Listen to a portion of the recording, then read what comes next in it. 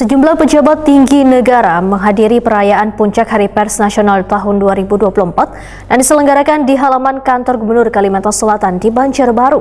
Besokan Minggu 9 Februari 2025, suasana meriah, mewah, hikmat sudah sangat terasa jelang acara dibuka hingga puncak acara yang ditandai dengan pemukulan tambur.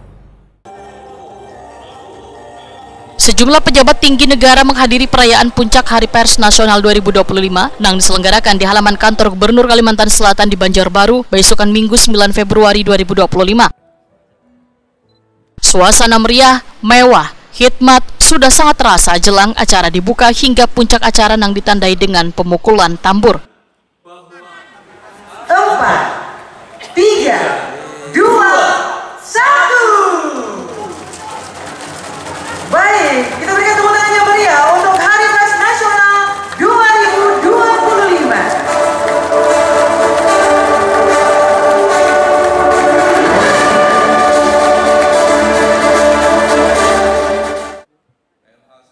Menteri Kebudayaan Fadlizon dalam sambutannya menyatakan, perjuangan pers dalam sejarahnya kada bisa dipisahkan dari budaya bangsa, sehingga kehidupan seorang wartawan senantiasa beriringan dengan seni budaya. Bahkan banyak tokoh pers nasional yang berkarya pula di bidang seni budaya.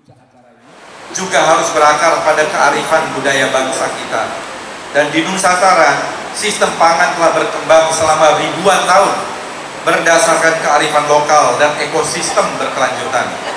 Subak di Bali misalnya, bukan hanya sistem irigasi, tapi juga manifestasi budaya gotong royong dan keseimbangan antara manusia, alam, dan spiritualitas. Dan sistem ini diakui sebagai warisan budaya dunia oleh UNESCO sejak tahun 2012. Berbagai model pangan lokal juga dapat menjadi solusi berkelanjutan, seperti sagu di Papua dan Maluku, ubi dan jagung di Nusa Tenggara, hingga sistem minam padi di Jawa, Sumatera, Kalimantan. Dan hal ini menunjukkan kebudayaan juga merupakan solusi bagi tantangan pangan masa depan. Dan ketahanan pangan berbasis budaya juga harus menjadi bagian dari strategi nasional agar kita tidak hanya swasembada tapi juga berdaulat secara ekonomi dan berdaulat juga secara identitas.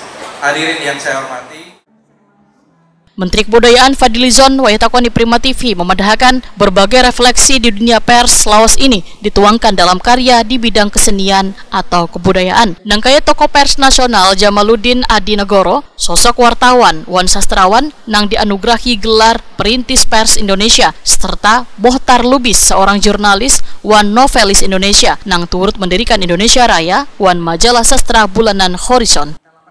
Pak, berkaitan dengan budaya gimana pesta dia, Pak? ya terkait dengan budaya, pers ini tidak bisa dipisahkan dari budaya kita ya. Insan-insan pers kita dari dulu selalu terkait dengan literasi kan, dengan dunia jurnalistik, penulisan. Kalau kita lihat misalnya tokoh-tokoh pers seperti Jamaluddin Adinegoro, itu tokoh jurnalistik tetapi juga mempunyai karya-karya selain karya jurnalistik, karya sastra. Bohtar Lubis misalnya sebagai salah seorang tokoh pers, bahkan dijuluki sebagai wartawan jihad ya, karena dia seorang pejuang pers yang sangat gigih, bahkan pernah dipenjara 9 tahun ketika itu. Beliau juga seorang yang penulis yang luar biasa. Novel-novelnya saya kira termasuk novel-novel yang paling hebat juga di dalam sejarah sastra Indonesia, seperti Jalan Tak Ada Ujung dan lain-lain. Jadi apa yang direfleksikan di dalam dunia pers kemudian dituangkan juga di dalam karya-karya sastra. Jadi banyak tokoh-tokoh pers itu juga umumnya adalah kalau tidak penyair, ya dia seorang cerpenis, seorang novelis, seorang sastrawan. Ya banyak juga ada yang diplomat tentu saja seperti ada Malik dan lain-lain.